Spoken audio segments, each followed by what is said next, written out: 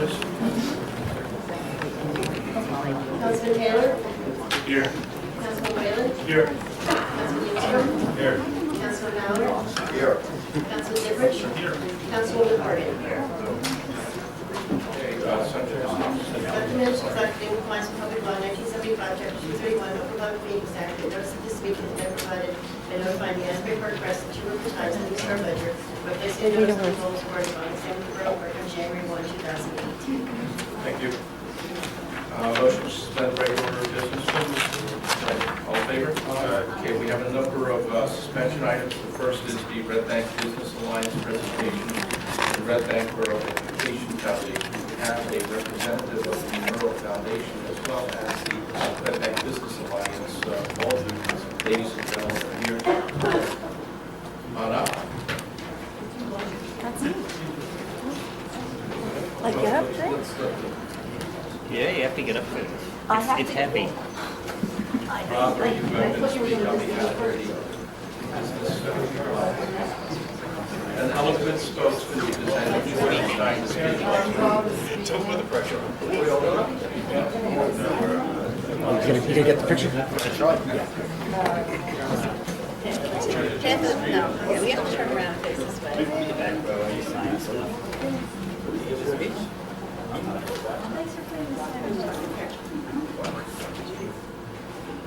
Hi. Before I present this check to the Red Bank Education Foundation, I'd just like to take a quick moment and let you know it was all raised at a fundraiser that we did last November. It was called the Holiday Flavor event, and it was put on by the Red Bank Business Alliance. And I'd just like to take a quick sec to let you know we think in terms of an organization gave the money, but the truth of the matter is it was really a group of people that gave the money. And I really just want to let you all know that it was an amazing thing. None of the food was paid for. The DJ wasn't paid. The people who provided the alcohol were not paid. It was all donated so that we really were able to give all the ticket sales to the beneficiaries. And in addition to this check, which was from ticket sales, we also had a raffle which raised $950, and it was a 50-50, and the winner happened to be the president of the Red Bank Education Foundation, who then took her winnings and gave them back to the organization. So,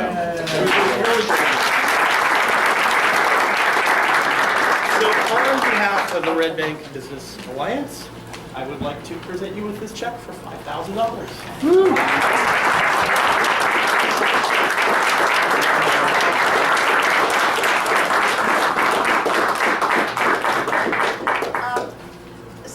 Susan Berkey, who's the president, asked me to say a few things tonight. And one of the things I'd like to do is say thank you, first of all. But I also want to tell you that this is not the only thing that the Business Alliance does to support the Education Foundation. We have a casino night in the fall, and the last 2 years they have provided all of the food and lots of help, and so they are an all year round supporter of our schools and our foundation. So thank you very much.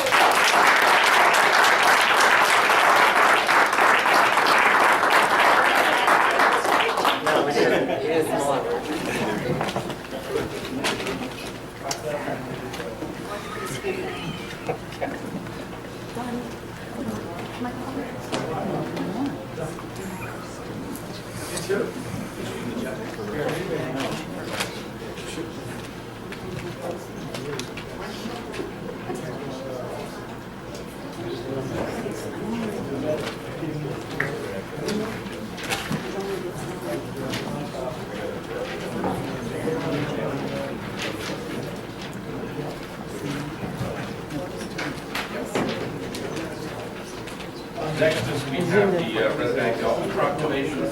I know that Mr. Opie is here on behalf of the Elks. The proclamation is for their gala on Saturday, and it reads as follows. Whereas on April 27, 1892, the installation team consisting of Grand Lodge officers from Franklin Lodge 105, Easton, Pennsylvania, number 121, and Asbury, number 128, the duly constituted lodge of the Benevolent Protective Order of Elks, to be known as the Red Bank BPOE, lodge number 233, located in the borough of Red Bank, New Jersey, and then did initiate 17 new members of the newly created lodge and did install the officers of the Red Bank Lodge number 233 with Dr. Edwin Field, a surgeon and first chief of staff at Monmouth Medical Center, as the first exalted ruler and whereas Red Bank Lodge number 233 has had numerous lodge homes within the borough, including a building constructed by the lodge dedicated to May 30,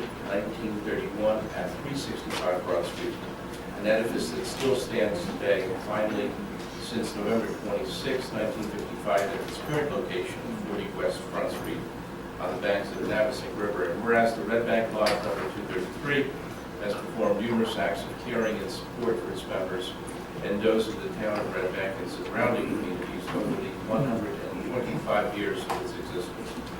And whereas Red Bank Lodge 233 has provided aid and guidance to the youth of the community, supported the active military and veterans residing in the area, and has recognized the unselfish contributions of first responders, police and firefighters throughout the years with award presentations and receptions. And whereas Red Bank Lodge 233 has provided leadership for service presidents of the New Jersey State Elks Association to include Charles Hotelling, Edward Hanlon, and Robert Morrow.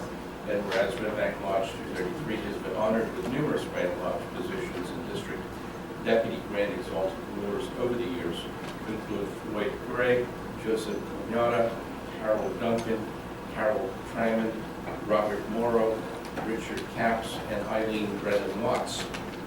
Now therefore I, as Palmetto Mayor of the Borough of Red Bank, do hereby proclaim January 25, 2018 as the official day of recognition and thanks to the Red Bank Lodge 233 and congratulate the Order of Elks for the 125 years of service that they have served the Red Bank community with its 544 members, giving unselfishly of their time, talents, and monies to bring aid, recognition, and comfort to Red Bank Borough and its residents. So, Mr. Opie, congratulations.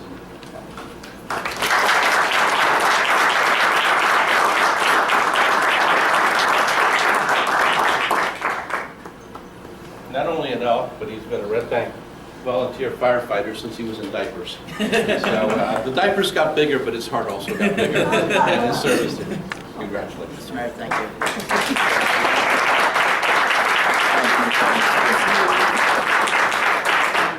Just a couple words about the Elks. We do a lot of stuff, as you heard, with the veterans. We do a lot of stuff with our special needs kids in the area.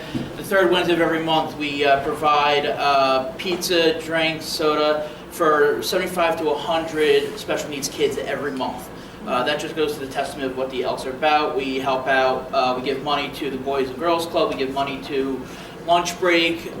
We've donated several American flags to the various schools in the borough.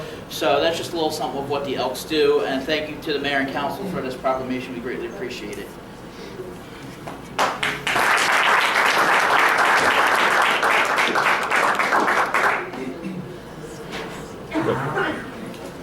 They have matured in 125 years. He says that they have pizza parties on certain nights. Well, they started off with genuine pizza with real cheese and all that. Now they've gone to veggie pizza. So with also veggie crust. Yes. But what he did say about American flags is important, because what few people know is that there is a tradition in this country with respect to retiring of American flags, and most people don't know what to do with it. And most people do the wrong things with an American flag that has to be retired. The proper thing to do is to bring it to the Elks, and they ceremoniously will retire that flag in the appropriate fashion. They've done this forever. And so thank you for everything that you do for your veterans, and you see them there at your events, and some of them have no families, some of them have little families. You are their families, and thank you for being with us. Thank you, Mr. Mayor. Appreciate it.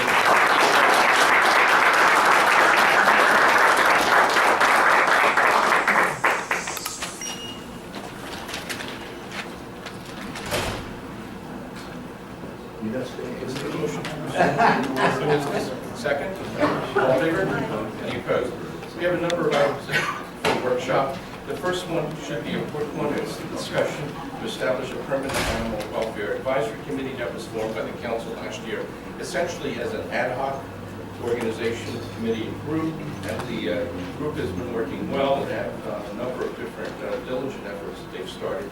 And our liaison to the group now is Councilwoman Torgan. And I know that there is a recommendation to formalize that, just like we have any other groups by ordinance. And I don't think that there's any objection by members of the council. And Kathy, did I leave anything out? No, I don't think so. An ad hoc committee is one that's temporary and usually works on one issue and then is disbanded once a report is done. But the Animal Welfare Committee has many ideas in mind and things they want to do. And so we decided that, or the committee decided they would like to be a full committee, and the mayor is in agreement. And so I would ask all of you to, on the council here, to approve it. Yeah, so I think the way we're going to do it, Greg, with your indulgence, we'll just follow the standard boilerplate for the creation of ordinances. Everyone will be given the standard terms. And has everybody taken a look at this? Okay. All right. So we can move it to this evening if there's no objection. Any objection? Then we'll move it. That was quick, I told you. Second, Red Bank Volunteer Fire Department grant. Michael, is that you? Yeah, and I know Chief Jensen and Greg from the ex-Chiefs Advisory Board, with Department Councilman Ballard and myself. This is to apply for a grant for new air packs. It's just, I think we're just approving it just to apply for it. Is that correct, Chief? Want to add anything to that? Yeah. It's just a, we're just going to move forward with the Just the application. Yeah. And if we get it, then we have to move on at that. Exactly. But this is just to apply for the grant, nothing more. Okay. Any problem with that? Then we'll move on with it. Third is risk management and health insurance services. Either Greg or Joe, which one do you want to deal with? Joe? First, I want to make sure everyone got the memo looking for. Borough went out on an RFP for the selection of its broker for risk management services with the county JIC. And as a result of receiving those proposals, two important things should be noted. Number one, there's no difference to the borough in terms of the cost of all proposals, so same cost because the commissioner fee on those services is paid for by the county JIF. So the question comes down to selecting firms that will give it the best service. And based upon our review and discussions with staff members who have dealt with this service over the years, as well as reviewing all the RFPs and checking the background of the firms, the business administrator, Mr. Roberts, and myself recommend the selection of Fairview Associates to serve as the borough's broker for these services. The additional caveat, if you will. You have to talk into the microphone, Joe. Sure. The additional caveat with respect to this is that we had just learned, normally we would prepare a detailed report and get it out to everyone, but we learned recently that this has to be done tonight because of rules of the JIF. Otherwise, the JIF will appoint a broker and the borough will not have a say. If there's anyone who didn't get the memo on this, you all got it? Okay. So we're recommending that tonight, and I believe the attorney will comment more, on why it needs to be done tonight. So we recommend that the mayor and council approve this tonight. Okay, so the bylaws of the JIF require that if you're going to designate a risk manager other than their house risk manager, essentially becomes your insurance broker. So I know that Councilman Leekstrom had discovered, and Secretary of Councilman, that the joint insurance fund appoints a broker for you in the event that you do not appoint one. And then, so they're paid by the JIF, and they're appointed by the JIF, but then they tell you what the best price for insurance is. Eric and I as lawyers found that to be very peculiar. I actually found it to be very peculiar in my own town. But apparently that's a perfectly okay practice. What this does is it points, we went out to ask for an independent broker to go, and I guess you can get the same price no matter what. Now, the health insurance, you also went out to health insurance, and I don't believe that Joe made a recommendation on that today, because I think there's, number one, there's not a time issue, and number two, it's a more complicated issue with respect to it's a different kind of insurance. And there is potentially an added cost there. So you want to check out added value services and other things that those kind of, you might want to talk to those people what they can provide. This service is essentially you choosing your own risk manager versus the GIF choosing it for you. The reason that it would have to be done this evening is because it must be done within 30 days of the GIF's reorganization meeting. Otherwise, they don't acknowledge the appointment. And so the next meeting will come, excuse me, the next meeting would come after that 30 days. That's the time issue that Joe had. We'll also be calling in all of those firms, I think, with the finance committee and interview. Any questions? Yeah, how many total applied? Did we, what was the reason, like, I know you guys recommended this, what was the, I guess, what was your recommendation based on? And obviously you guys worked a lot in this field and in the area, just like, how do we, what were there? A couple of things. Number one, we've had the same broker for 27 years. The general practice, whether it's brokers, auditors is another example, professionals of this nature, it's generally keep somebody that long. Oh, you're right. Yeah. So just standpoint of general principles, you may be able to say it's time for a change. Secondly, without getting into specifics, reports from staff on the level of service that could do better with the broker. And finally, although I don't have personal experience with this firm that the firm has recommended, my partner Ken has extensive experience with them and very high level of satisfaction and knowledge about the professional services that they've provided. And we're also recommending that now would be a good time to actually even take a look at what your insurance covers. You've been with the GIF for quite a while now too. This is not an insubstantial sum of money. We're talking almost $1 million a year. And I have a saying, I always use competition makes the world go round. So maybe now is a good time to take a look at other providers and see if there's somebody out there who will be just as good or better a carrier that can provide you the same level of coverage for very substantial savings. You don't know that unless you go out and check. Do we know how many total people applied for this? 3. So 3 total applied, and then the recommendation out of the 3 was the biggest. And there's no way we could, well, yeah, for the, and is there any way we could ask for like a 30-day extension? You know, like they've done, I know a couple times, other matters, we've asked for a couple weeks or a month extension while we figure out, instead of just, this person applied, just probably gonna make a lot of money just because it's due date. I guess we all want to make sure it's the right one. Before it kind of have to Really be good restriction. question Greg would have to answer.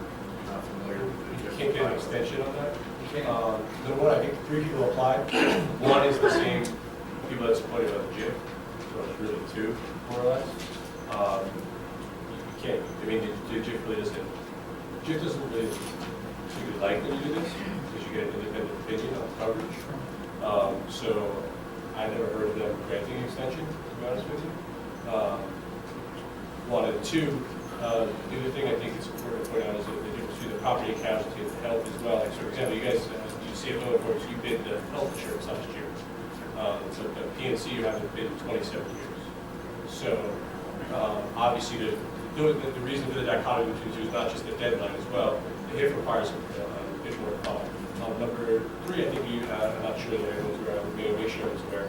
This original issue was precipitated by the fact that we had the labor council in town, it was a labor case, and the GIF appointed counselor, and we indicated that we wanted our own counsel, we had appointed, and they told us no, And one of the things is encumbered, so our counsel is representing us in case anyone on one of the counts.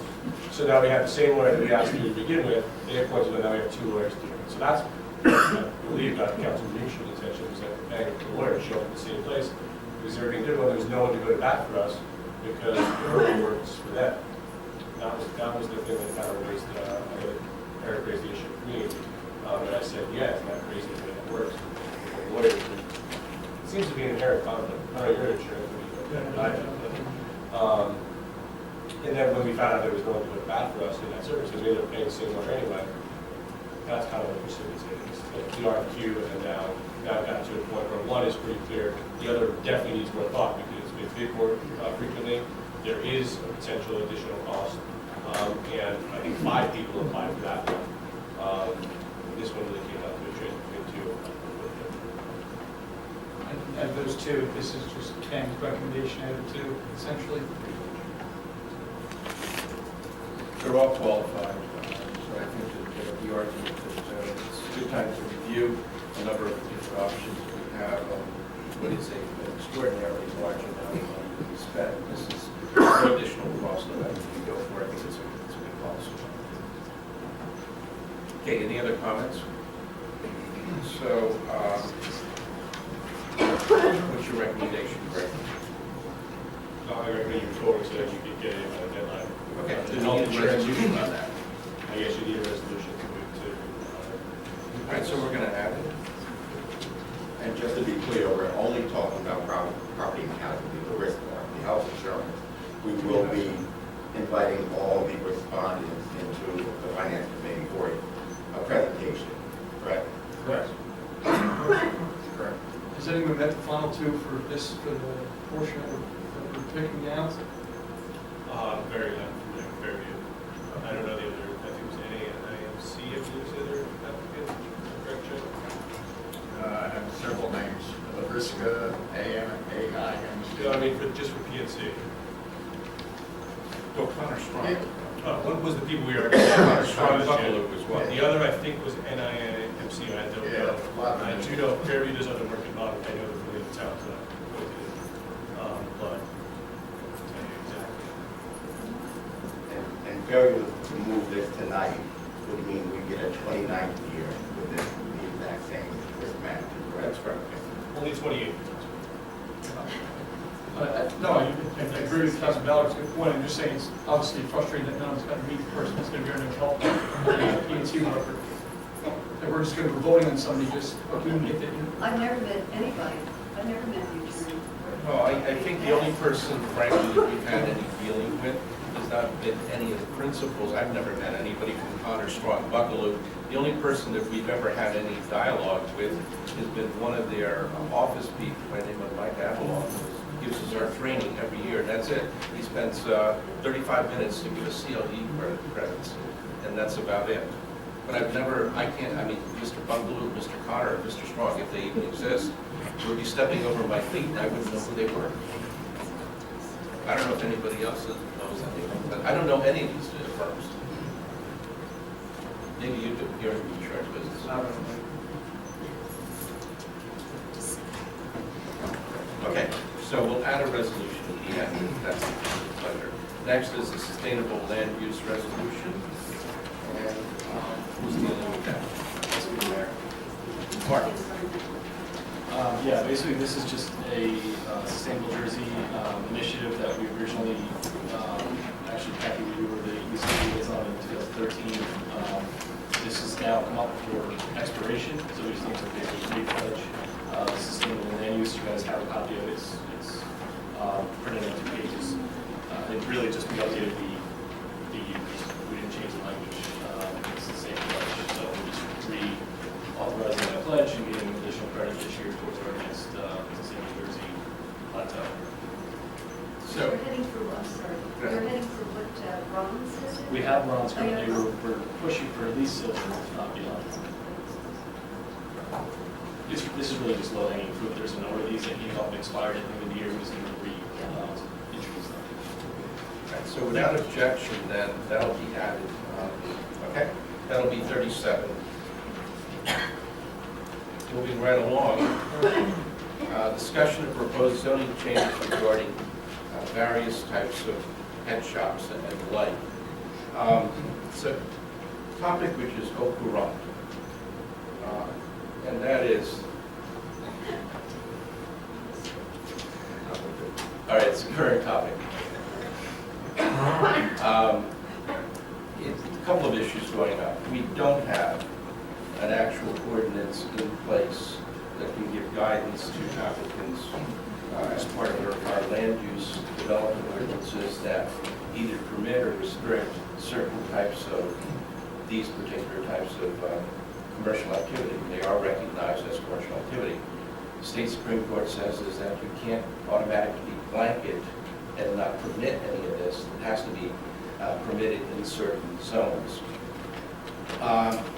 Policy has been in many towns to restrict and prohibit certain types of these activities, or so-called head shops, or if marijuana becomes law, then obviously they would probably be retailing various products of the marijuana trade. So I think it's important that we be proactive and we carve out and create an ordinance which would be legally sustainable in the event of a challenge that will prohibit the opening up or the establishment of certain retail head shops, such as the one that just opened up on Broad Street, within certain feet, which would be rather large feet, of schools and religious institutions, just like we have under and have been sustained by the courts for ABC regulations for liquor stores and licenses of alcohol. So if the council feels that, and again, the council has faced none, I don't think anybody was on the council the last time we had a similar issue, but it's the same sort of thing. When I was on the council, I was council president. An issue came up with respect to the location of red light districts in the borough of Red Bank. State Supreme Court said that you cannot prohibit red light districts or adult entertainment throughout your entire town. They said that that's unconstitutional, but they said that towns could permit and have to permit in certain designated areas. So we did that. We created a red light district, and obviously it's in town. Nobody knows really where it is. I know where it is. But as a result of that, nobody actually filed an application because maybe they didn't think it was a desirable location to create it. So we should probably look at the zoning map and see where this type of commercial operation can be permitted, because if we do that, then I think we will be legally in our right to do so, instead of just saying it can't happen anywhere. And that way we will be able to regulate and plan and keep it away from schools, keep it away from houses of worship and areas that children or impressionable adults either congregate, certainly from parks, or travel to and from schools. I think that's very important. We have an obligation to do that. And if we don't do it, then somebody might come in next time and force our hand in it. So I think we have to be proactive, and maybe Mr. Cannon can take a look at some of the other ordinances that we talk with the code enforcement committee and send it to your committee so we can look at zones. And like I said, we did it before, and it's been very, very successful because we don't have a red light district. I mean, we have a red light district. We have no applicants for that district. Yeah, I would be happy to review that with Councilman Ballard, just to make sure. We had a Councilman Ballard, get to this in my report, we had a meeting this past week, but had a lot of topics we can get to. This is something that's simply on the forefront of my mind, because we don't anticipate it's coming. So we should be prepared and proactive. So happily look at that committee. Okay, so Greg, if you have any, if you can pull the old ordinance or something like that, give us a little guidelines, that would be perfect. Yeah, I'm sure that Glenn will be very helpful. Yeah, Glenn is aware of the issue, and we've spoken about it, and he's also dealt with it in some other towns, and he thought that we handled the red light district very creatively. He thinks we can do the same thing on this one. So I have two questions, Mr. Mayor. The first is, on the statement, I completely concur with Councilman Taylor. As you know, marijuana has been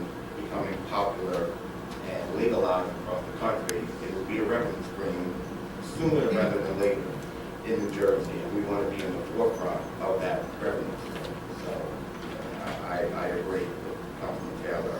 My second question is, and I'm asking because I don't know, can you zone within a zone to ensure that these type of establishments are certain distances away from other places? So you can zone within a Yes. zone? Okay, any other comments?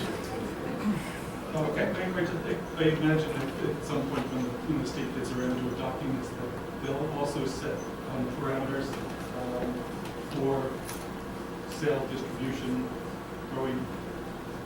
I attended actually a seminar on this, not because I had a striking interest in the subject, but because I needed 24 CLE credits before the end of the year, and this was one of the few courses that was left on December 31st.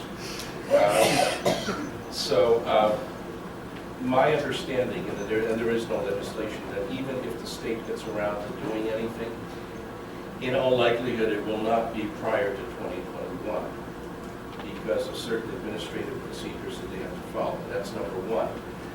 Number two, the state would probably issue regulations concerning the actual commercialization and the use, as well as the retail aspect of it, just like they do with alcohol. Notwithstanding that, the state will not be utilizing its zoning power for municipalities, and therefore, the only thing that municipalities have to be careful of is what I said earlier, and that is that a municipality has to be careful in using its zoning power, that if in fact it's something that you want to do, but you can't bar it completely, but you can restrict it in certain limitations, just like we do with ABC rules and regulations. So I think we can do that. That's about the extent of it, but it's a new field, and it's again, if the legislature does it, it's not going to be tomorrow. They've got other things they got to worry about right now. Any other questions? All right. So anything else for workshop? If not, approval of the minutes of January 10th motion. Second. All in favor? Mayoral appointments. I've had some discussion with council individuals regarding the council committee, and that is Parks and Recreation. And at this time, it would be my pleasure to replace, with his consent, Councilman Whalen with Councilman Taylor to serve in his stead on the Parks and Recreation Commission. Any objection? Not everybody's okay with it. And certainly Councilman Taylor wishes, and Councilman Whalen wants one extra evening off. Yeah, I'll just make a quick comment on that. It's not me trying to give up the committee, but Councilman Zippers had said in his speech, the reorganization, it's about everyone using their skill sets and their assets to help everything. Again, Mark, who's grown up here and has played in the Parks and Rec in Red Bank, his father was a coach. You were a coach, you were on the citizen committee, and as a councilman on the committee, you have far more experience in Parks and Rec than I do, and I think Mark would do a lot better of a job than myself. So I just thought, since Mark has a lot more knowledge and has actually played here in Parks and Rec, it makes sense to have him on the committee instead of myself. And I think it's just a good move. Yeah, I just would have liked to have known ahead of time, some on Parks and Rec too. And Eric, are you informed? I would have loved to have been informed as well that I was put on Parks and Rec. If I was known a week in advance that I was going to be put on Parks and Rec, I definitely would have reached out and said, hey, why doesn't Mark stay on instead of myself? But 48 hours before we reorganized, I found out I was on Parks and Rec. So I would have loved to find out too, because this whole thing could have been avoided. I don't know why this has to be an argument. I'm just doing the right thing by letting Mark take. This is not an argument. I made a statement, that's all. And I was right. asking a question, that's all it was, Michael. So we both were found at the exact same time. You found out last night, I found out the night before. Right, and I found out the night before I was on the committee before we reorganized. Okay, so same exact thing. But I just want to point out that at the end of last year, Councilman Taylor had made a statement about being advised prior to our reorganization meeting as to what the committees and commissions would be made up of. In good faith, we sent that out in advance, and I think you guys could have discussed that before the reorganization meeting rather than undoing and redoing this point in time. I mean, we're simply doing a switch, and we've It's not talked to an the issue, mayor. I think we're there, why we've been talking about I'm it. just saying It's been done before, and we'll do it again, I'm sure, so let's move on. I just think it's shocking, it's an issue. I just want Mark to take place on a committee that he is more well suited for, and somehow we're having. He just doesn't have anything else to do for that extra night, that's why he wants it, okay? I assure you Let's that's move not on. the case. All right, reports of mayor and council committee members. Michael? Finance. No, Michael. Oh, I'm sorry, I'm looking over there. no report, Mayor. All right, Ed. Very quickly, of course, we want to thank the RBBA for supporting the RBBEF and our schools and our students. We're grateful for the support of local businesses that have provided to our organization in recent years. And then also today was Amanda Lynn's last day at River Center. She is moving into a new position here in town, for which we're glad that she's staying in Red Bank in our business community. But I'm sure all of us here on the dais want to thank Amanda for her years of service to our community and for her enthusiastic and energetic undertakings while working with our SID at River Center. Amanda has been an amazing team member. I will miss my professional interactions with her in the office at event festivals and events. And I just wanted to go on record to let Amanda know how grateful the members of this governing body are for her service to River Center and her input at Visitor Center. I know our colleagues there in both organizations have enjoyed working with her, and I'm sure you will all join me in wishing her much success in her new position. Just a giant thank you to Amanda for all the years that she has helped keep Red Bank on the map. The DPU committee met last week for our inaugural meeting of the year. Present was the director who came forward with the full agenda, Councilman Ainsworth and Engineer Newman. Thank you both for your input at the meeting, along with Supervisors Holliday, Walton, and Hardy. The DPU committee member, Whalen, was absent, as was Joe Hartnett. The committee discussed agenda items which included well number 8, the 2018 road program, buildings and grounds, parks, a new message board, force main, camera acquisitions, valve exercising program, and a variety of ongoing capital projects. And lastly, the Historic Preservation Commission met last night to review a new draft of the Historic Preservation Ordinance along with historic guidelines. Excuse me. Also discussed were historic properties in jeopardy and the Historic Preservation Awards program. Chairwoman Faragine is also working with the IT department on the HPC webpage for improvement. No report, Mayor. Thank you, Kathy. A few things for Parks and Rec. The Sweetheart Dance, Father-Daughters, will be Friday, February 9th at the Senior Center. Registration is also underway for our family ski trip on Saturday, February 10th to Blue Mountain, so see Parks and Rec and Charlie about that. If you make a New Year's resolution to get healthy, our Couch Potato 5K class for adults is going to start up. Classes will meet Mondays and Wednesdays at Eastside Park at 7 p.m. Spring sports registrations underway with summer camp signups as well. Sponsorships are welcome and currently being accepted for our summer series. And then also the Red Bank Classic 5K, which is brought back by the RBBA, is registrations underway. That's going to be June 16th, down Broad Street, down Mechanic, so it's going to be a lot of fun. With regard to the parking committee, the parking study RFP is not yet finished. The parking committee has been preparing the RFP and waiting on input from various different stakeholders before finalizing and posting that RFP. We'll have it done before our next council meeting is sent out.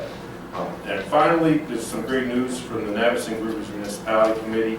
Last year, we partnered with the Rutgers Cooperative Extension Water Resources Program in an attempt to study our impervious surfaces and come up with some type of reduction action plan.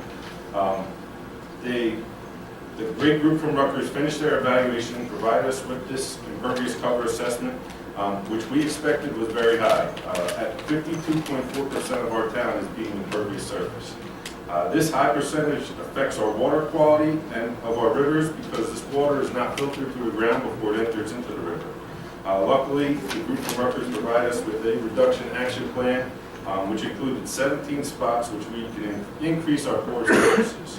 I've been in contact with Dr. Rummage, and the group from Rutgers is looking to come down and help out with a rain garden at the Red Bank Primary School. We have a meeting in beginning of February to work out the details of this. These studies are available on the borough website as well as the DPW and the DC websites. Thank you. Thank you, Mayor. Michael. Thank you, Mayor. No report, other than I know Councilman Zipper wasn't able to complete the first DPW meeting. Unfortunately, it was in the afternoon. I know it's a tough meeting to make while you're working full time, but look forward to the good work we have done. Mark. Thank you, Mayor. Just to piggyback on Eric's comments, I think that plan that we have submitted is going to be helpful. The Environmental Commission is also taking a look at it to make sure to see how else we can incorporate it into our initiatives going forward. The creative team met this week. We're moving forward with our Earth Day event. It is actually not really on Earth Day. Sorry, Jim. River Center has the International Paper Festival scheduled for Sunday, April 22nd, which is Earth Day. So we are hosting our event on Saturday, April 21st, here in the Borough Lot. Many more details will be coming in the weeks and months ahead. Our rain date will be April 29th, so just keep that on your calendar for now. We had our code meeting, first code meeting of the year. I wanted to welcome Councilman Ingstrom and Councilman Ballard to the committee. We had a jam-packed agenda, and we got through most of it. We had a special guest, our borough prosecutor attended and gave us great commentary and discussion on how we can better enforce our codes and change the meeting. I know there's a scheduled meeting, a follow-up meeting to further address those issues, just to make it a little simpler for our code enforcement actions and then obviously for the court enforcement actions. We covered, like I said, a variety of topics, including the possibility of doing a master plan. Since 2018, we haven't done a comprehensive master plan in 23 years, if the math is correct. So that's something we're looking at. We did not make any formal decision on that, but it is something we're looking at. And within that are some green building guidelines that have been passed down from the states and things we need to be looking at, which would tie in with the EC and also with the possible changes to legislation regarding marijuana legalization. Those things, as the mayor alluded to earlier, we need to be mindful of going forward. So we'll be addressing those in committee, and there are also some lingering topics that we didn't get to, we didn't finish in 2017, that we'll bring up with the 2018 committee. The prizes is just going to like. Thank you, Mark. Okay, moving on, there are no communications and petitions this evening. However, on the ordinances, ordinance 2018-05, and for purposes of the public, I'll read the caption. It's an ordinance amending chapter 596, special improvement district, to include additional properties in the special improvement district and a new exhibit A attached here to listing said properties. It is a rather long and confusing document with a number of very specific properties. In reviewing it, it would seem that it would still have to be reviewed and changed because it's still not right. So instead of adopting it tonight, I'm going to ask that it be tabled, and let's take a look and see all the lots and blocks and make sure that they are right, because we don't want to change the tax map and then have to go through it all over again. Okay, motion to table. Second? Second. Any discussion? All in favor? Aye. That will not be discussed this evening. It will be introduced in a later council meeting. Any members of the public have any comments on any resolutions or ordinances that are on for review this evening? If not, motion to close. Second. Yes, Mr. Point.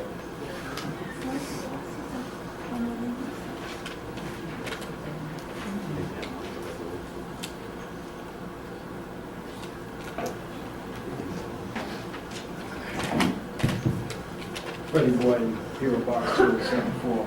Mr. Miller, I'm here to Cindy Burns asked me to, she can't talk, so she asked me to come up and speak on this. Who owns the lot on Cedar Street where the police, where they be parking those cars at? The impound lot.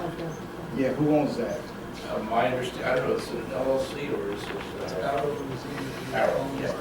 And how much that would cost a year?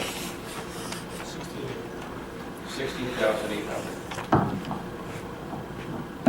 which is going to be which is, the number is 16,800, our limousine. And the thought is, we had been doing a shared service with Tinton Falls.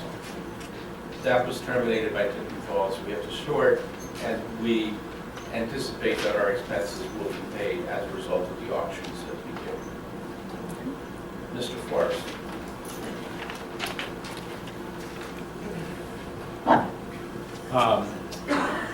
I just wanted Identify to, yourself. Ben Forrest, 16 Locust Avenue. I just wanted to support the creation of a permanent animal welfare advisory committee.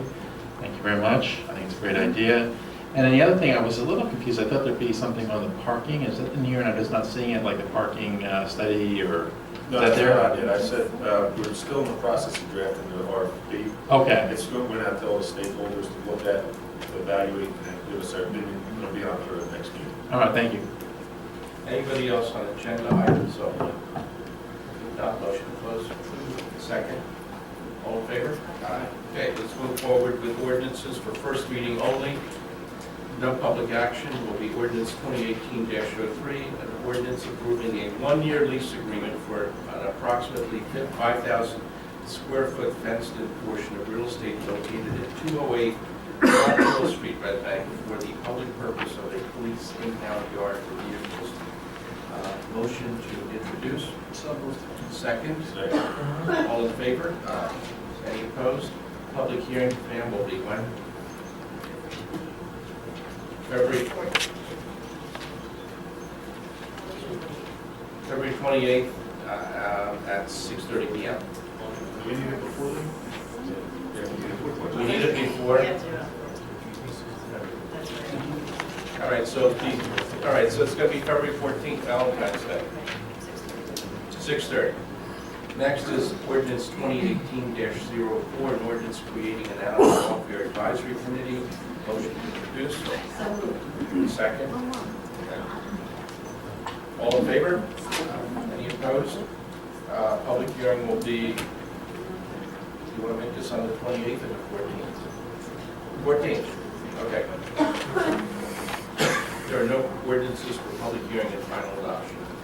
Unless there's an objection, resolutions by consent will be 1825 through and including 1830. Any objection by members of the council? They are pro forma. If not, motion to move en masse. So moved. Second.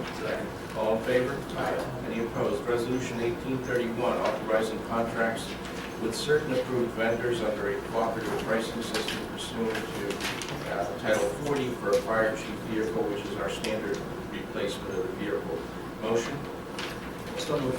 Second. All in favor? Any opposed? Resolution 1832, authorizing tax credits or refunds totaling $1,203.28 due to judgment of the tax court of New Jersey. Motion? Second. All in favor? Any opposed? Resolution 1833, authorizing tax credits or refunds of $5,091.89 due to judgment of the tax court of New Jersey. Motion? Second. All in favor? Any opposed? Resolution 1834, authorizing tax credits totaling $1,117.41 due to interest and penalties in error. Motion? Second. All in favor? Any opposed? Resolution 1835, authorizing a transfer of the current fund appropriation reserves. Motion? Second. All in favor? Any opposed? Resolution 1835 will be a resolution awarding the risk, I'm sorry? 36, okay, I'm sorry. Authorizing the contract for the administration of the borough's risk manager services as part of the JIF to the firm of Fairview Insurance Associates pursuant to the bid received not to exceed 6% of the premium. Motion? Second? All in favor? Any opposed? Resolution 17-37 will be a resolution pledging to take steps towards a sustainable land use pursuant to the information provided to us by Councilman Taylor and the motion. Second. All in favor? Any opposed? Resolution 1738, a resolution with respect to the payment of bills amounting to $6,903,467.59. Motion? Second? All in favor? Any opposed? Any other additional resolutions, Joe or Greg? Okay.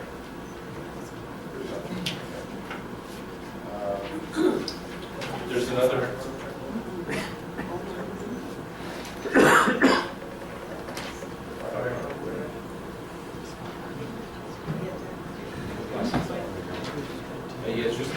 Yeah, it's just an application for Joe. No. Yeah. There's one proclamation, whereas in 1776, the United States of America was imaged as a new nation dedicated to the proposition that all men are created equal, that they are endowed by their Creator with certain unalienable rights, that among these are life, liberty, and the pursuit of happiness. And whereas the history of the United States includes injustices and denial of basic fundamental rights, and these injustices include approximately 250 years of slavery, 100 years of lynchings, denial of both fundamental human and civil rights, and withholding of basic rights of citizenship, and these inequalities and injustices in our society still exist today. And whereas many African American men and women worked against racism to achieve success, and many others who were pivotal in the exploration and westward expansion of the United States, including pioneers such as the first African American president of the United States, Barack Obama, and Red Bank's own William Count Basie, T. Thomas Fortune, and our first fire chief of color, Norman Blackwood, who have served as positive beneficiaries of our forefathers as great role models and leaders for future generations.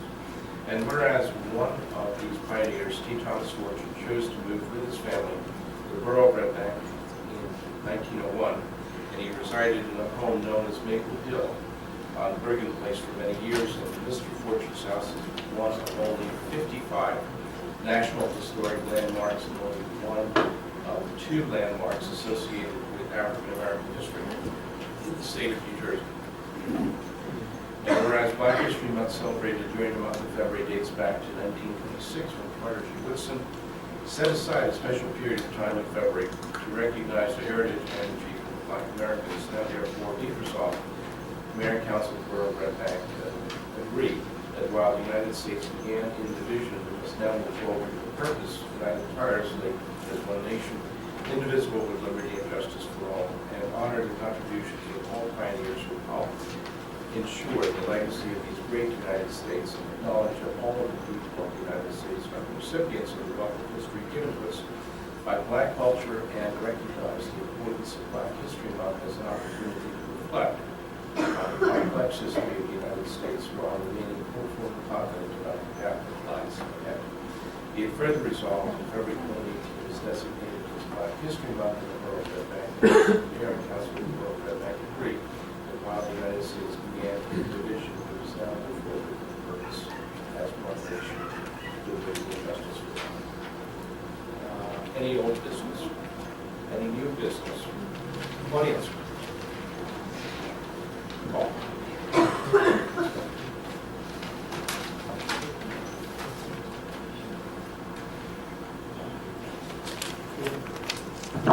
Mayor, thank you.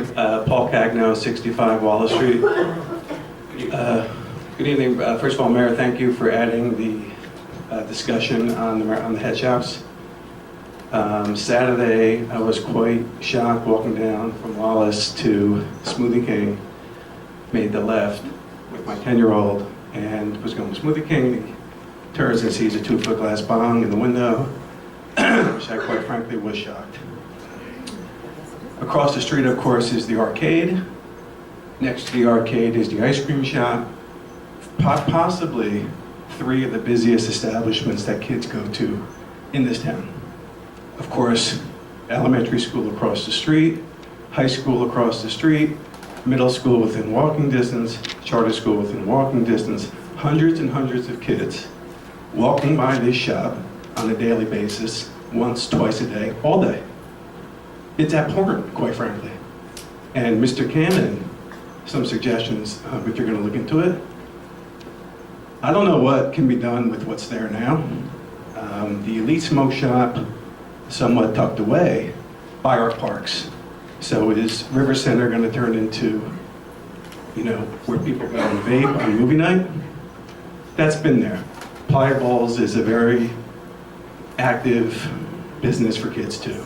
Granted, Playa Balls came after that smoke shop. This smoke shop actually moved into an area that is so populated with kids, and now they're here. What are we going to do about it?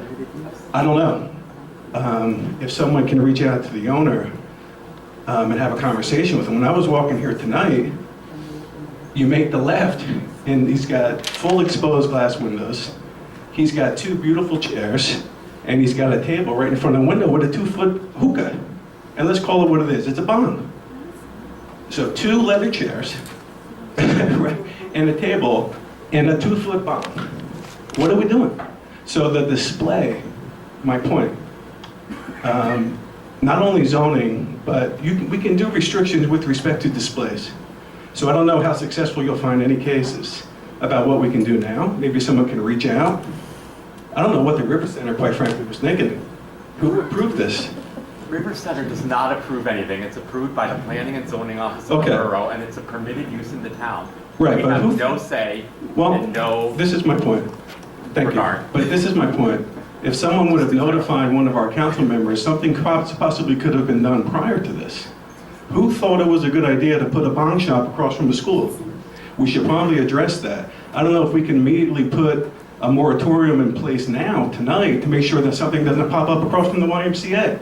Or maybe we want something across from the middle school now, or the charter school. Something should be done, a moratorium, something, while you review it. But the display cases, I think, you may be able to find something, or someone can reach out to him, even from the River Center, to suggest, hey, can you move those to the back?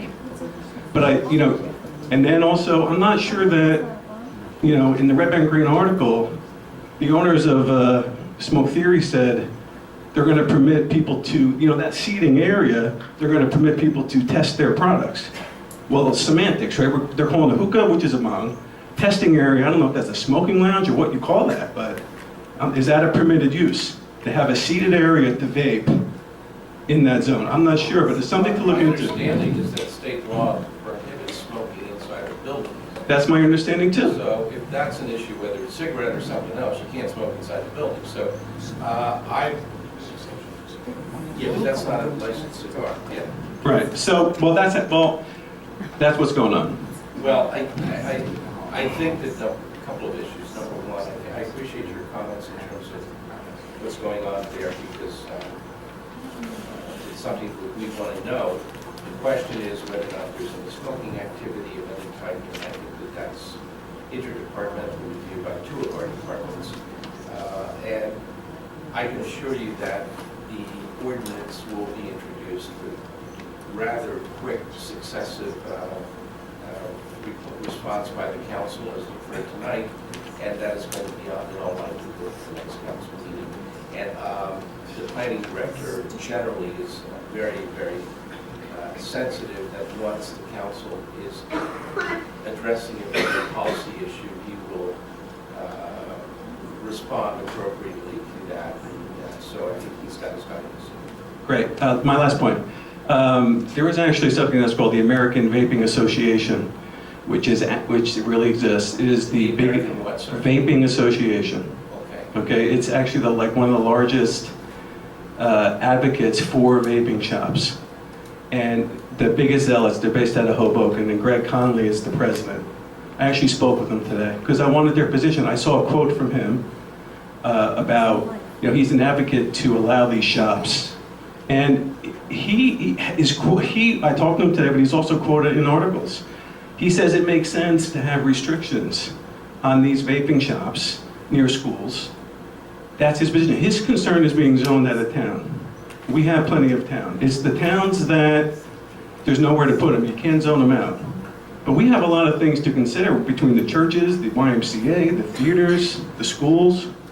So, in any event, thanks for the time. I appreciate you all taking a closer look at this, and I can't wait to see what comes out of it. Thank you. Thank you, Paul.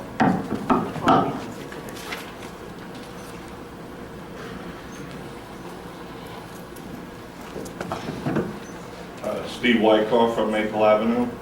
I've had a couple of incidences dealing with the new code enforcement people. I presume they're new to the town for the mere fact of things that have been in place since the brick building has been renovated about 16, 17 years ago from day one, that they've made my tenants modify certain things. That has been taken care of. I've spoken to Tommy Welch about that. He was there on site with my tenants. We've corrected those situations that have been in place since day one that the new code enforcements didn't like. With that said, I'm mainly here for my incident dealing with snow removal on sidewalks. We've been shoveling that snow for 4 generations on that same path. Why I received, instead of a warning from a new code enforcement, so that we could discuss what we've been doing over the past 4 generations, I don't know. I paid the $100, and I'm here to maybe suggest if snow takes place from here on out, maybe give warnings instead of tickets. I understand there's been over 100 given out from this one snowfall. The town reaped over $10,000 for whatever reason instead of giving warnings because of a new code enforcement person in town. I would suggest give out warnings if it's the new man in town instead of a $100 ticket. Thank you. Next, anybody else? Mr. Buffer?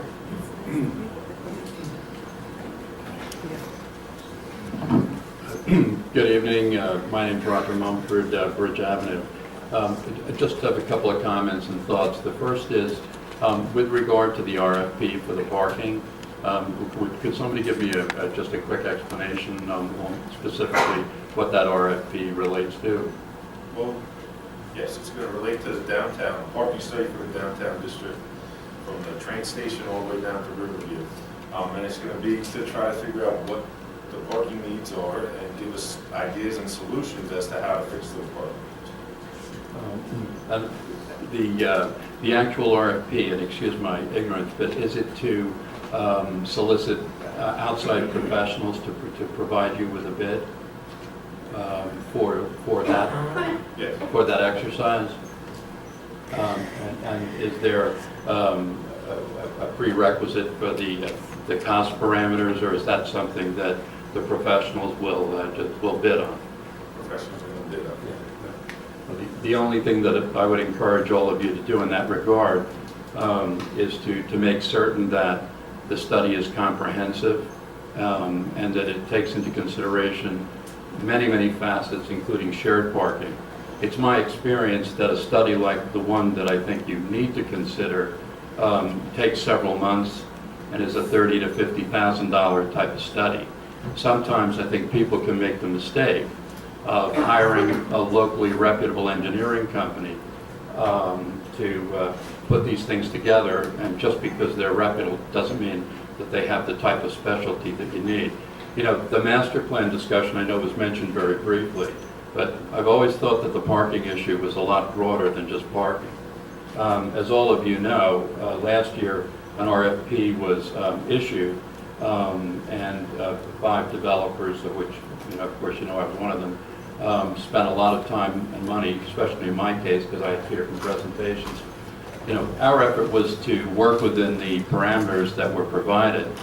I think parking is a lot broader than parking. Count Basie obviously is having an enormous expansion, and I think it ties into the master plan and hopefully at some point a shared vision on what's going to happen in the future in Red Bank, just by way of example.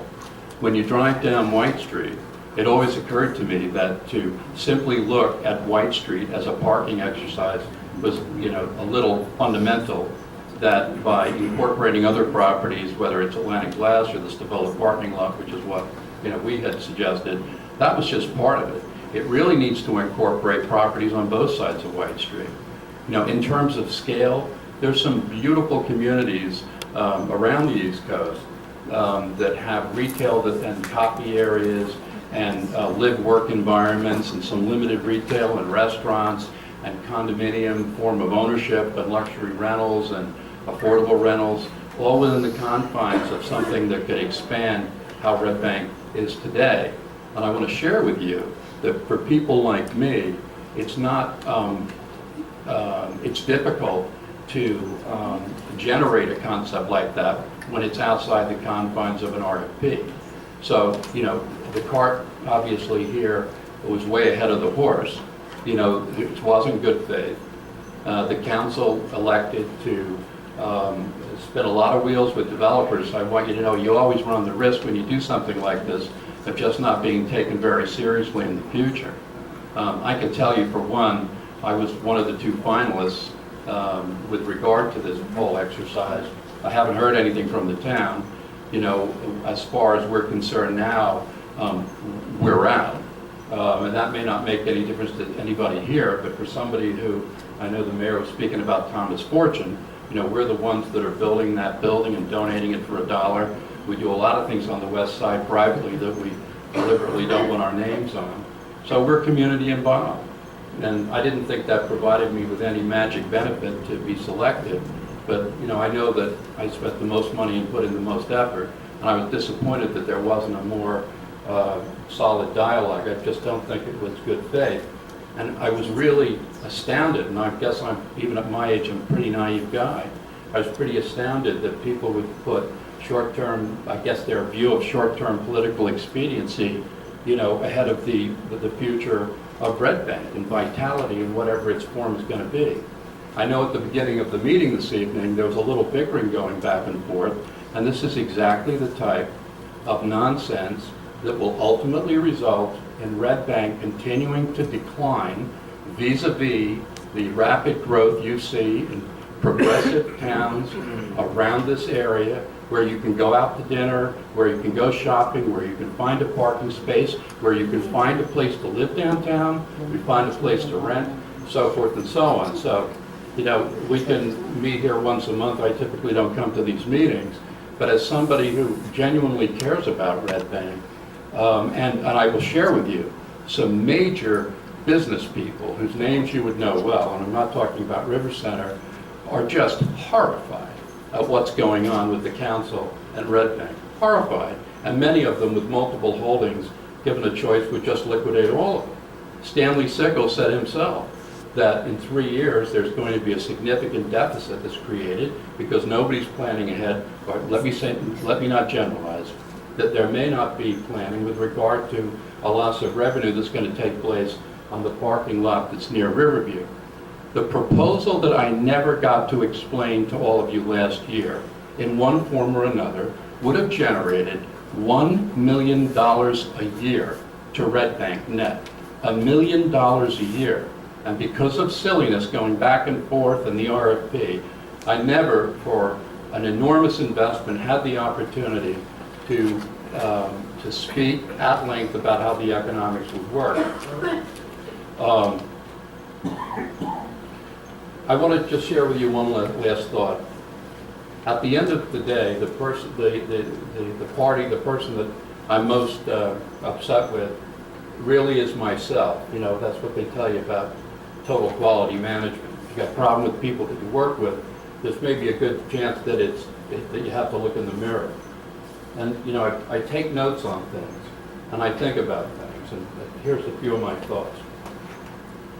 I broke a golden rule when I became more involved in Red Bank. A developer of any merit cannot operate in a town or a borough that does not have a few qualities. First of all, and this is obviously just my opinion, you need a stable local government. You simply can't expect somebody like me to spend hundreds of thousands of dollars following something that you have directed us to look at and be treated with such disrespect. It's really an outrage. I think that in order for a municipality to move forward, you really need to have some visionary leadership. You need to understand that there's a grand vision for what's going to happen. It doesn't mean turning Red Bank into a 20-story building and, you know, all that nonsense. It has to do with having a common vision and bringing people together with it, which this council is not. I think you need to have a unity of municipal purpose, and I think that a majority of the members of the board in a two-party system must conceptually and actively support the vision of urban revitalization and how that's going to work. So, you know, at the end of the day, without taking too much of your time, and without, you know, getting into some other aspects of the whole RFP process that was fraught with conflicts of interest, I have to share with you that as a Red Bank business person, as somebody who hopefully will continue to make significant improvements in Red Bank, including on the west side, which incidentally, decade after decade until I came along, nobody was paying attention to. When I assemble properties, it's impossible because you do not have a qualified independent redevelopment committee. That there's somebody who knows what they're doing can't get things done in Red Bank. And this council doesn't have the experience, in all due respect, nor would I expect you to handle these kind of things. You have to bring in other people. It's not just running an RFP for parking, Eric. It's not. It's more than that. It's my hope that someday, before Red Bank is too far behind in business and people like Garmany leave and other businesses leave, that you all realize that the business people who showed up in that school last year, when I spoke to the gentleman from BNE, they were very passionate about their concerns for Red Bank. And finally, as somebody who, you know, I'm one of the most, I guess, liberal people I know, and in, you know, in Red Bank, the whole thing is turned, it's really turned upside down. So, in any event, I appreciate your time, and I hope that moving forward, as a council, you're more respectful to people who you ask for their money and time, and that you recognize that Red Bank really needs to spend some time thinking internally. And if this process of bickering doesn't improve, I can only suggest you try to form a government where there's less partisanship, because this is really not serving the citizens of Red Bank well. Thank you. Mr. Boyd.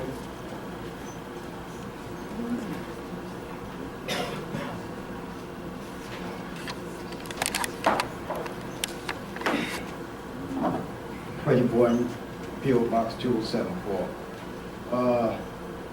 Mr. Mayor, I want to thank Carl Ashton and Donnie for a wonderful job that they've done cleaning the catch bases and all that rain we had. They was out there cleaning the catch bases, and I think that was a very nice thing they was doing.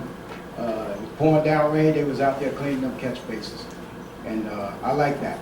That's what we all about. That's what we should be about. The other thing is, Mr. Zippers, I'm not here to attack you, but the last council meeting, I wasn't prepared, but I just wanted to show you something. When you say that, how can I tell if a guy, experienced driver? Mr. Zippers, I have to get this done every 2 years. This is my medical card. I have to carry this with me at all times. This is my medical card. This is a driving law here. I have to carry this with me. Every day, this has to be filled out. A copy of this have to go to Trenton, and I keep a copy. Every year they come, state troopers come, and they go with this book. They got to be right. 24 hours in this book a day, got to be right. When you do this, for 40 years, that's how you can tell that you're an experienced driver. When you said, how can I tell about the snowplow? You can tell by looking at a guy. See if you can operate that truck, if you can handle it. And when you go get your Class B license, Mr. Zippers, when you go get them, they don't teach you how to drive a roll-off. It's just a truck with air brakes. You don't know how to drive a roll-off or a dump truck. It's a lot different. You can flip it over. If that guy don't know how to dump it, you got to dump level. It's dangerous out there. So that's how you could tell.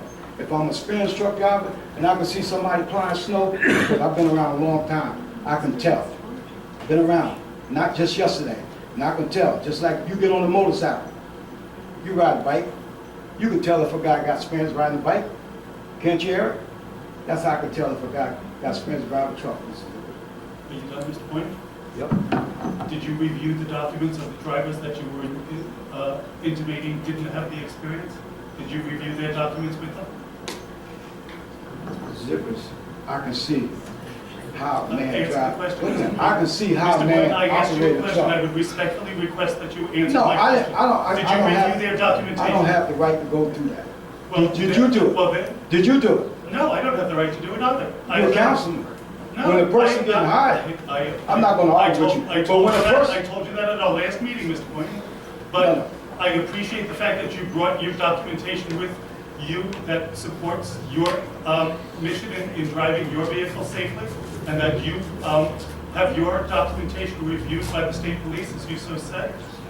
But I don't think that you have the right to state publicly what a driver for this borough has or does not have when it comes to supporting documentation. I say he's not experienced. And you said that they were not qualified to do the No, job, I did say you not? they, I say him, that guy, the teacher guy, Zippers, the teacher guy how to plow snow, you just can't throw him in the truck. He may not never plowed snow before, so you have to get in there with him. It's just like when you go get a company, let me finish, I didn't cut you off. When you go to work for a company, and that guy come out, he's gonna get in that truck with you. See, can you handle that truck, Sabola? He gonna see, can you handle that truck out there on the parkway plowing snow before he turn you loose in? And he gonna work with you for a whole week, see if you can operate and turn that truck. That's all I'm saying. We done it here. That's all I'm saying, before you throw a man under a $40, $50 truck. That's what you need to have, Zippers. Well, as I said to you at the last meeting, Mr. Boynton, you could have discussed that with the director. And I'm sure the chief of police. You're in charge of public works, right? Thank you, Mr. Mayor. Ben Farr, 16 Locust Avenue. As a regular attendee, I wanted to comment mainly on Mr. Mumford's remarks, but I wanted to say one other thing. I happened to be this week at the zoning board. I think it was the zoning board, not the planning, it was the zoning board. And there was one of the presentations at the end of the night was about a house, substandard house, I guess, that didn't have sewage for quite some time and was being redeveloped. And according to the developer, the residents had been just putting the waste outside. And I guess Red Bank Green wrote a story about it, and nobody seemed to know anything about it, even though the neighbor claimed that he complained 3 times, who knows what. But it was sort of, the story was actually, no pun intended, actually kind of sanitized on Red Bank Green. It was much worse to actually sit here at that meeting and listen to the detailed description of what was happening there. And it's a reminder that the poverty can be right here and right under our eyes. I mean, right on our noses. I think I've walked by that house any number of times. And I don't know if there's really a good solution, but it's some way where we can intervene when a situation like that is happening right, under our face. And it was really quite disturbing, obviously unsanitary and unhealthy for the neighbors, as well as the, I understand, senior citizens. At least that's what the developer was alleging, that were living in there.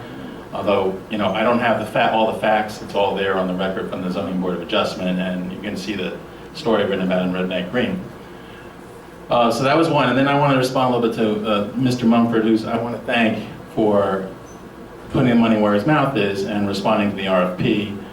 And a couple thoughts about the whole development fiasco that's been happening now for a couple of years around parking and properties and 55 West Front Street and zoning changes and then unchanging them.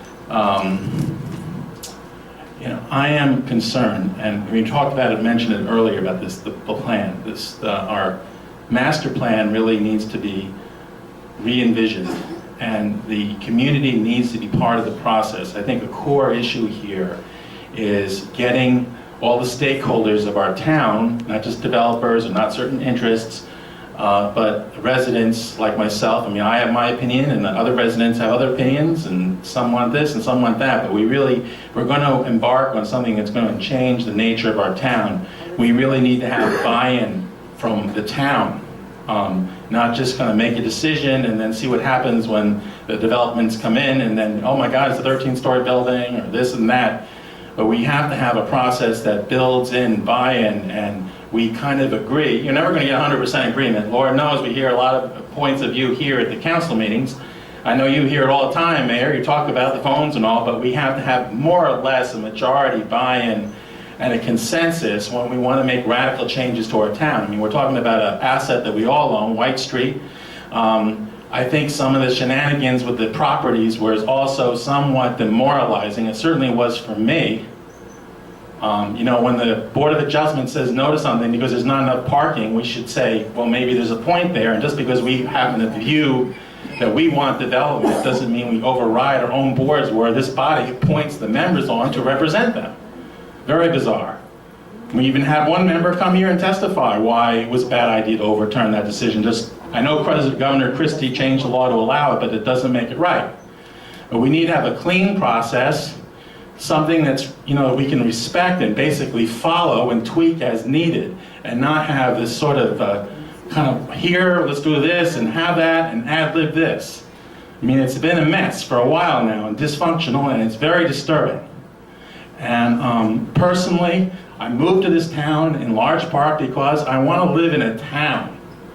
And I love this place, and we want a thriving district. I know the majority of residents want that. So this shouldn't be that hard a nut to crack. We've approved for quite a while now a lot of development in this town without thinking through the parking consequences. A lot of it's well-intended. Some of it I supported too, from commenting here. But we have to look at the big picture, and that's why we need to have a plan for the whole town. And we have to go through the painful process of having that done. And we do have to say no once in a while, but the cart before the horse thing is a very valid point. This parking study, for example, you know, we kept referring to the parking studies, and I'm going to say River Center one more time. In River Center, you've been advocating about the parking studies, always pointing out, but they're almost 20 years old.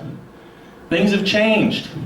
A lot of new strategies around parking have been thought of. Maybe we don't need as many spots, which would have put some less pressure on these RFPs to be a little less ambitious about how many condominium units or apartments are in there. This is something we should have done a couple of years ago and had ready, you know, now we're doing it after the fact. I mean, it is troubling. With that said, though, I don't buy into the narrative that Red Bank is on the brink of collapse. I mean, we have a lot of, I just had a wonderful night here in town last night watching iTiny with my wife, going to a restaurant and loving this town. So this can be fixed. The town is a wonderful town, and we just have to sort out this getting on with each other and getting on the same page with what we want to do in the future, and have a real meaningful process where everyone who wants to have a say gets here and has their say, and not repeat the fiasco that was this whole process for the White Street parking lot, which really never got completed. Anyway, that's it. Anybody else? Thanks. I just wanted to mention, the Council of Democrats put forward a plan last June. It was a subsequent plan that we put out. And we were very clear and we were very public about it. Sorry if Mr. Mumford feels that he was disrespected, but we could have been more transparent when we put that out last summer. Thank you for your comments. Thank you. I don't think anybody here sitting on the dais loves this town any less. Right. We all love this town equally, which is why, excuse me, we're willing to serve. Right. Thank you very much, Mr. Councilman. Mr. Miller, that house, like a relative of mine, the house you're talking about, Dr. Park Boulevard, it always had a problem with the sewage. And we used to go and rent the thing from Home Depot to run the snake in there and clean the trap out. But the young man used to stay there. Mamie's cousin stayed there. He was a little handicapped. And he used to throw stuff down in the toilet and clog it up. So the water would run outside the house. And Lou Smith That's Mamie's uncle. We used to go and rent the thing and clean it out. When his mother died, wasn't nobody in the house, and when it clogged up, the sewer was running up, overflow, and nobody got there to clean it out. That's how that happened. Thank you. Anybody else? Mr. Scavone.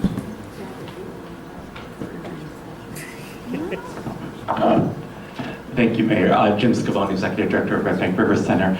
Mayor, I just wanted to publicly acknowledge, I know you posted this, but the business community was very saddened today to lose one of our very long-term business owners. The owner of Rocky's Barbershop passed away. We are, very saddened to hear that. He was ill for a brief period of time, very ill. And I just wanted to publicly acknowledge that at the council meeting, and thank you for your post that you put up. A lot of hair, 40 years. Yes, he did, a lot of hair. No, that's probably why I don't have any hair left. Roger Mumford again. I just can't let what Mr. Zipperich and what you said stand. You cannot be serious. If you are, it's the most intellectually dishonest thing since the other things you did last year. After being part of the RFP, there was very little follow-up.